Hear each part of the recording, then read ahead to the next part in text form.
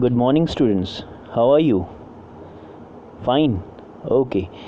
See, in the last period, we have studied about the motion, means we have revised that chapter once again. I know that some of the students might felt that this is waste of time, but I want to tell you that after a gap, it is very important to just take a relook on the previous chapter, because see, all the chapters in physics are interconnected, and if you are losing any concepts of the previous chapter, then sometimes it may distract you from getting the new concept, from assimilating the new concept. For that reason, this revision of motion was very important. That's why we have dedicated one total period for the revision of motion. I know that if some things are not clear, then you can give in the form of comment that some things are not clear to you, that will be re-explained to you. In this re-explanation, I tried to cover all the points of the chapter motion. Okay, but if you feel that something you want to re-understand, then feel free to ask for that. Okay, so after motion, the next chapter in physics is the force and laws of motion. Okay, in which we will study about the Newton's laws of motion. Do you know the Newton's laws of motion govern almost all the things which happen around us? Okay, so these three laws are very important to understand, very important for you in physics. Okay, and the third law, which is very interesting, that also we'll study, that we experience almost all the time in our daily life. Okay, but before we start this chapter, I have some questions for you. Number one, what causes motion? See, you are seeing that things are moving. Okay, the curtain is moving, the branches of a tree are moving, the fan blades of the fan are moving, but what causes this motion? What drives this motion? Then next question is, why do some objects change their speed at a higher rate than others? Like you have seen that hummingbird, the flapping of the hummingbird and the flapping of the wing by an eagle. Okay, the two are very different, because eagle, you have seen, very politely and in a very silent manner he is flapping the wings. But if you see about the hummingbird, so you cannot even see, means even the housefly or the mosquito, what we listen, the sound is not they are singing, but it is the flapping of their wings. Okay, so what causes this all? The answer for the first question, what causes motion, is force. You know, force is there, application of force is there, which causes the motion, and the change in speed, again for that also the answer is force. Okay, now what is force? We know that force cannot be seen. Okay, anybody can claim that they have seen the force, or they know that how much force need to be applied, how many in force in units, can anyone tell? See, it is very impossible that you are telling that, see, the force which I applied last time in moving a ball, same force I can apply now also. It is very difficult, because we cannot see the force, we can only feel the or see the effect of force. Okay, effect of force. When you bang your hand on the table, you get to see the effect not on the table but on your hand. Okay, so you are not able to tell that how much force you have applied, but you can see or feel the effect of force. Someone slaps you, you get to see the effect of force. Someone pinches you, you get to see the effect of force. Someone pushes you down, okay, someone pulls you, so you get to see the effect of force. It is very impossible to say that I have seen the force. Okay, force acting on a body can change its state of motion or of rest. If a ball is kept at one place, so till you will not apply force, till you will not kick it or push it, okay, till that time it will not move. So a force is needed to bring some object in motion which was at rest. Or if a ball is moving coming to you and you want to stop it, then also you will have to apply some force on it. Okay, there is no magic that you'll say stop and the ball will stop. You'll have to apply some force to stop that motion. Okay, force can change the direction of motion of a moving object. Yes, you have seen while playing football, you know that if you want to pass the football to one of your friends, so what you do, you just pass it on by application of force. A batsman is not applying the force to increase the speed, but he is just changing the direction of the ball. What he is doing, he is using the force of the bowler. Okay, what force the bowler is applying, he is just using the bat to change the direction of the ball. Okay, and most of the intelligent batsmen, they know how to utilize that energy, that force of the bowler. Okay, so what they do, they just change the direction of motion of that ball. Force can change the shape and size of an object. Now this you have experienced if you have seen your mother making that chapati out of the dough. Okay, so first what she is doing, she is applying force with water on the flour, wheat flour, and making it in the form of a dough. Now out of that dough, she is taking out some piece of it and making it in the forms of balls. Yes, spherical balls. And then with the help of that cylindrical balan, what she is doing, she is drawing out the chapatis out of that dough. Now she is applying the force to change the shape and the size of that dough. Is it very clear?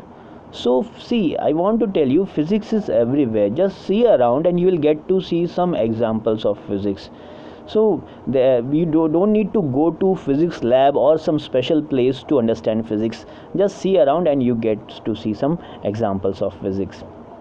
Force is a push or pull. Now this definition you have learned when you were in class 5 or class 6. Okay, you got introduced to this definition that force is a push or pull. Okay, now coming to its technicalities. Now force is a push or pull which changes or tends to change the state of rest or uniform motion, or direction of motion, or the shape and size of the body. Now very important thing, first it is changing the state of rest. If it is at rest, it will come into motion, like ceiling fan is stopped, so it is at rest. When you switch on, so with the application of force, it starts moving.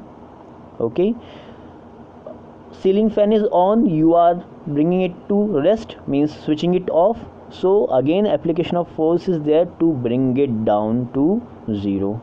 Okay, it was in uniform motion, you brought it to rest. Then changing the direction of motion, as we have seen in the cricket, and the shape and size of the object that we have seen in the form of chapati. Okay, so force is nothing but a push or pull. Force has magnitude as well as direction, so force is a vector quantity. Now it is very important that you are applying force, but in which direction? Suppose the bowler is throwing the ball in upward direction, then it will not harm the batsman at all. How he will be able to take the wicket? So it is very important that in which direction you are applying the force. Okay, when you are pulling, see, push and pull itself tells you that direction is very important. Okay, when you are applying the force, so that's why force is a vector quantity. Okay, when a thing have both magnitude and direction, we call it a vector quantity. So force is a vector quantity. What is the SI unit of force? The SI unit of force is Newton. Sir Isaac Newton. This unit is dedicated to Sir Isaac Newton, the great physicist. Okay, who gave these laws of motion. So the SI unit of force is Newton. Now there are types of force. First one is the contact force. When you touch something and then apply the force, or the change is coming out because of your touching, then we say contact. The force that involves a physical contact between two objects. Like if you are pushing someone, so there will be a contact force, correct? Pushing or pulling someone, so there will be a contact force. The force that involves a physical contact between two objects, one by which the force is exerted and the other on which the force is exerted. Like you are pushing your friend, so one is the force which you are applying and the other the object on which you are applying. Okay, so here the forces will be called as the contact force. Okay, now action at a distance force, these are other than the contact force. There is no need that the object will come into contact of each other. See, contact force, many examples are there, but for action at a distance force, we'll see the examples. The force that involves a physical contact between two objects but acts through the space between the two is called action at a distance force. Now you know very well, you have seen magnet. Okay, so magnet is one of the example of action at a distance force. The gravitational force, okay, there is nothing which is pulling you, but force is there. Okay, you toss a coin and coin will come down. Why it is not going into space? Because some force is there which is pulling it downward. Okay, so the gravitational force is the example of action at a distance force. Then electrical force, okay, very important, electrical force and the magnetic force, these all are the very common examples of action at a distance force. I think things are clear to you. Yes, now after the types of forces, there are some forces which govern whether the things will move or not. Okay, these are number one, balanced forces. Now what are balanced forces? When you are trying to hold something, like you kept a book on your head and someone is telling you that book should not fall.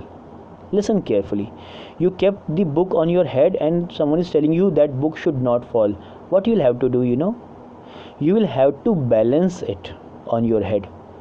Okay, you will have to balance it, means the force which is pulling the book down, you will have to balance that force. Okay, when a number of forces acting on a body do not cause any change in its state of rest or of uniform motion in a straight line, then the forces are said to be balanced force. If you are pushing a wall is moving? No. So there what wall is doing, it is balancing the force which you are applying. Okay, if you are pulling a table, till the table has not moved, listen carefully, till the table has not moved, what table tried to do, you know, table tried to balance the force which you were applying. Okay, it was trying to equate the force.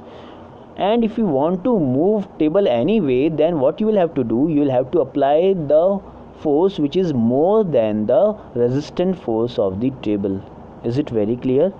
If things are moving, then the forces are not balanced. Okay, unbalanced forces, when the resultant of all the forces acting on a body is not zero. Okay, means in the tug of war you have seen, at some time, till some time, both the teams try to maintain. Okay, and then after some time they start pulling it, so either one team will win. Okay, yes, so till they were not moving at all, so till that time we can say forces were balanced. And when one team tried to increase the force, so they won, they tried to pull the other team towards them, so that time the forces were unbalanced. Is it very clear? See, these two concepts are very important, that's why we are stressing on it too much. So you can see the example of unbalanced force here in the tug of war example. See, both the teams are trying to pull each other, but at one point what will happen, one of the team will overpower the other one. That time we'll say the forces are unbalanced forces. Okay, now Galileo suggested that all bodies tend to oppose the change in their state of motion. Means if you are watching TV and your mother comes and tells that please bring something from the store. Okay, so what you will do? Instantly will get up and say, yes mama, tell me what to bring? No. First thing what you will do, you will try to resist that thing. Resist means you will try to say no. Oh mama, see I am tired, after some time I'll go, or something you will reply. Okay, so this is not because you are not having energy, or you don't want to do that work, but Galileo is giving the answer that everybody tend to oppose the change in their state of motion. Now state of motion can be both, either you are at rest or you are in uniform motion. If you are doing some work, okay, if you are exercising on treadmill and suppose someone calls you, so you will try to be in that motion. Okay, you will try to be in that uniform motion. Okay, so it is not because of your habits or behavior, it is because of the scientific nature. Okay, Galileo has given this reason. What Galileo suggested, that all bodies tend to oppose the change in their state of motion. Now Newton's laws of motion. See, you can see Sir Isaac Newton has given the laws of motion. How many laws of motion are there? There are total 3 laws of motion. Okay, Newton's first law of motion. Now see the first law of motion. What is Newton's first law of motion? A body continues to be in its state of rest or of uniform motion in a straight line unless an external unbalanced force acts on it. Okay, now you can see 2 examples are shown there, a moving car and a football which is kept on the lawn. Okay, now the moving car will resist to stop, it will try to continue in that moving position, okay, in that motion. And the football which is kept there, at the same time the ball is also resisting that change. If you will try to kick it, they will try to be in their state of rest or of uniform motion unless some external unbalanced force. Now very important, we have studied about balanced and unbalanced force. If you will just touch the ball, it will not move. You will have to kick the ball. You will have to kick the ball with a force which is greater than its force of being at rest. When you are just sitting, then also you are applying some force. When you are moving, then also you are applying some force. So you will have to overpower that force, then only either you will be able to stop a moving object or you will be able to move an object which is at rest. Is it very important? So this is given by Newton. This is the first law of motion. Okay, see, third law of motion is very easy to remember also, understand also, but if anyone you will ask just tell me Newton's first law of motion, it will be very hard for them to recall it. Okay, so read it again. A body continues to be in its state of rest or of uniform, because we are experiencing this thing. You are at rest, you are lying on your bed, very hard for you if someone calls you for something and you will get up instantly and you will go there. It is very, very difficult. Okay, so this is governed by the Newton's first law. A body continues to be in its state of rest or of uniform motion in a straight line unless an external unbalanced force acts on it. Okay, is it very clear, the Newton's first law of motion?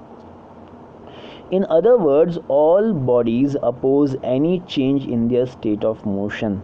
Okay, it is nothing about your nature, it is happening scientifically that everybody, all the bodies in the universe oppose any change in their state of motion. Okay, for example, books lying on the table will remain so unless someone picks it up or moves it from one position to another.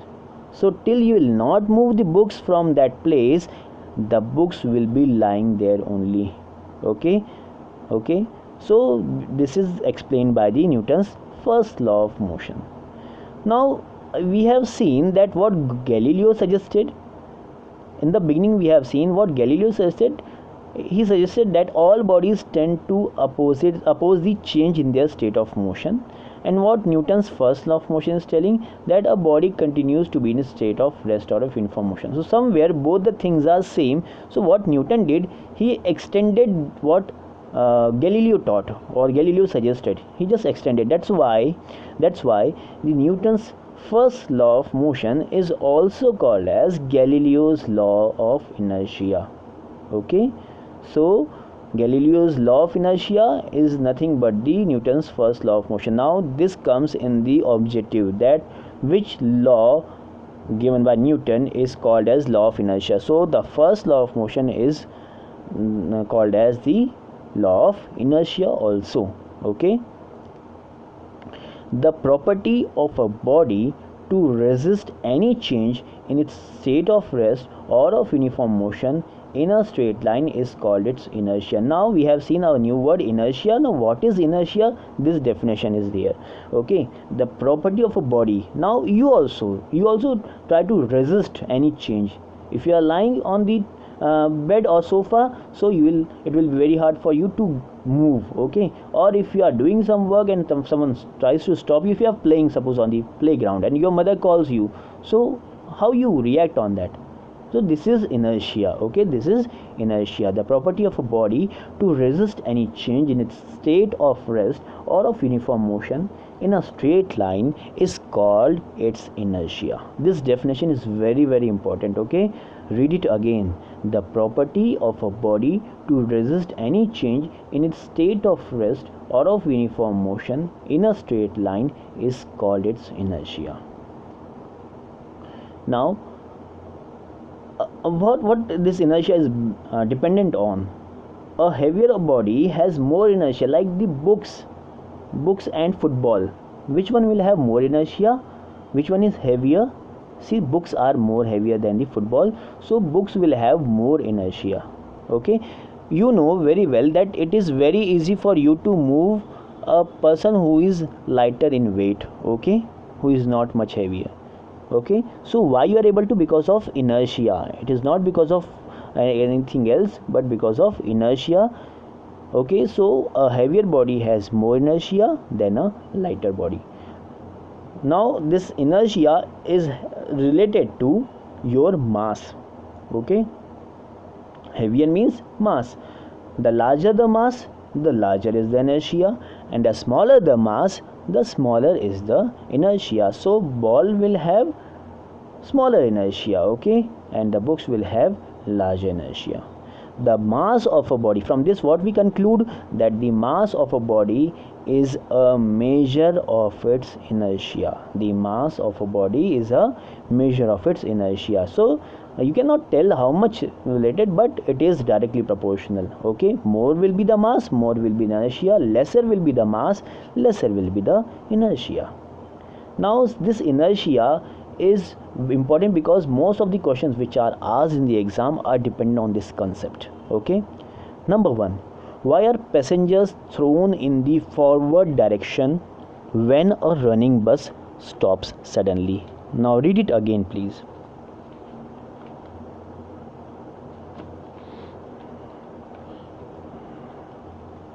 What is the question? Why are passengers thrown in the forward direction when a running bus stops suddenly? Now what is the reason for this? See, passengers sitting or standing in a running bus, what they do, they share the motion of the bus. Bus is moving in the forward direction, they are also moving in the forward direction, but because their legs are not electrically connected to the controls of the bus, so they will not come to know when the bus driver is going to apply the brakes. Okay, and their body is in motion, their body is in forward motion. Bus will stop because driver applied the brake, but because the brake wires are not connected to the passengers. Okay, if suppose there is an announcement, passengers be ready, now we are going to apply the brakes, so what will happen? Passengers will be ready that yes, now application of brakes will be there, so hold these handle or the seats tightly. Okay, so what, they will not fall. But because this system is not there, that's why what happens, the passenger tend to move in forward direction because they were in the motion. The passengers in a running bus are also moving with the same speed in the same direction. When the running bus stops suddenly, the lower part of the passenger's body comes to rest because lower part is connected to the bus. Okay, while the upper body portion continues to remain in motion. Okay, because we are not a machine. So as a result, the passengers are thrown in the forward direction when the running bus stops suddenly. Okay, is it very clear? So because there is no connection between the brakes, or mentally we are in our thoughts, we are not knowing that. See, suddenly if you are, suppose you are on a bike, okay, and you are not driving, you are riding, you are just sitting the next to, you are the pillion rider. What is a pillion rider? PILLIONRIDER, the one who is sitting at the back. Okay, so sometimes it happens that the one who is driving the bike, he knows that some bump is there, or a dog is there, or a vehicle is there, so he will apply the brake, and he is prepared because he is applying the brake, but you are not prepared. So sometimes it happens that you get a jerk, sudden jerk. Okay, so it is related to this only. Okay, because you are not connected it electrically, you are not connected to it in direct way. That's why you are not knowing that when, and you tend to be in the inertia of motion. This is the main concept. Okay, you are in the state of uniform motion. Okay, that's why this is happening to you.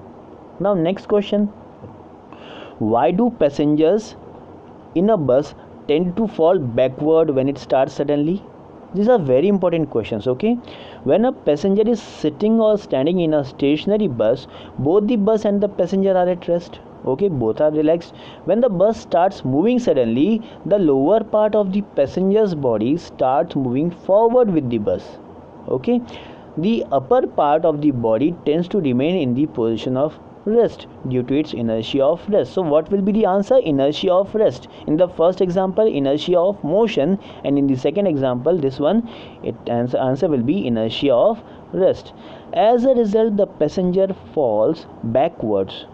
Okay, is it very clear? I'll repeat. When a passenger is sitting or standing in a stationary bus, both the bus and the passenger are at rest.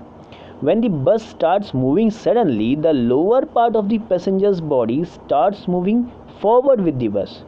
Okay, the upper part of the body tends to remain in the position of rest due to its inertia of rest. As a result, the passenger falls backwards. Is it very clear? Is it very clear? These two questions are very important. Because now this one more example: when we dust the carpet. Why do we dust the carpet? Okay, because the dust is attached to the carpet and they are in the state of rest.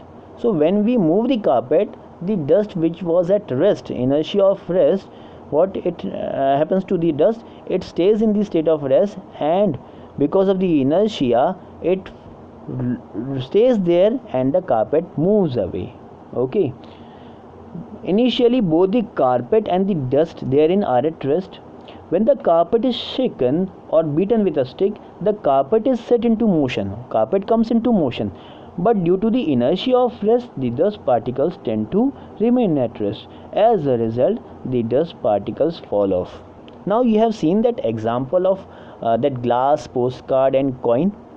You do that practically today only, now only. Okay, or after this class, you try to do that.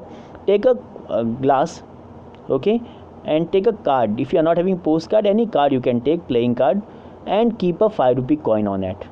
Okay, what you'll do, you will take a glass, on its mouth you will keep that card, and on that card you will keep a 5 rupee coin. Now just try to strike that card. When you will strike that card, what will happen? The coin will fall into the glass. Now why this coin is falling into the glass? Because coin was at rest. Card started moving, but coin was at rest, and that's why, because of the inertia of rest, coin fell into the glass. This happens when you play the carom. In carom, when you play rupee paise, okay, in that what you do, you keep one pile of black coins and one pile of white coins. On that you keep the queen. Now when you strike with a striker, what happens? The lower coin gets moved away, and the upper coin, all the coins fall at their place only. Now this again is explained by the inertia of rest or the law of inertia. Okay, I think the things are clear to you. Yes, so this was the first part of this chapter. Today we have tried to clear till first law of motion. In the next part, because this inertia was very important concept, okay, so in the next part we'll study about the second law and third laws of motion. Okay, so just take a re-look on what we have studied from the first.